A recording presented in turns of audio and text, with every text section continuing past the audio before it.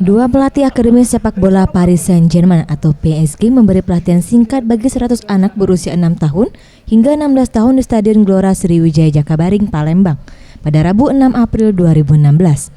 Instruksi diberikan langsung kepada peserta coaching klinik dari Fabian Dittem sebagai pelatih senior klub PSG dan Benjamin Hauri pelatih usia dini klub PSG. Dalam arahan kedua pelatih, para peserta diajarkan teknik menendang, mengumpan, dan menembak dalam permainan sepak bola. Menurut Fabian Dittem, pelatih senior klub mengatakan, untuk peserta yang mengikuti latihan ini, kemampuan dasar dan pemahaman bermain sepak bola cukup baik. Namun yang perlu dibenahi adalah teknik permainan. Today we had a session with 50 kids, and we will have a second session this afternoon with 50 kids again. The kids play very well. It's very interesting for us to work with them.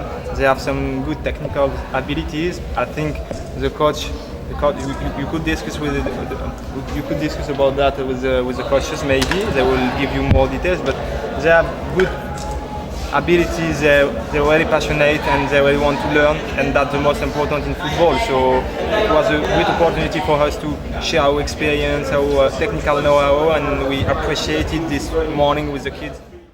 Sementara itu, Benjamin Hauri, staf pelatih usia dini klub, mengatakan, untuk menjadi pemain sepak bola profesional diperlukan kerja keras serta fokus dan mendengarkan arahan pelatih selama bermain. The children's willing to improve today, the attention.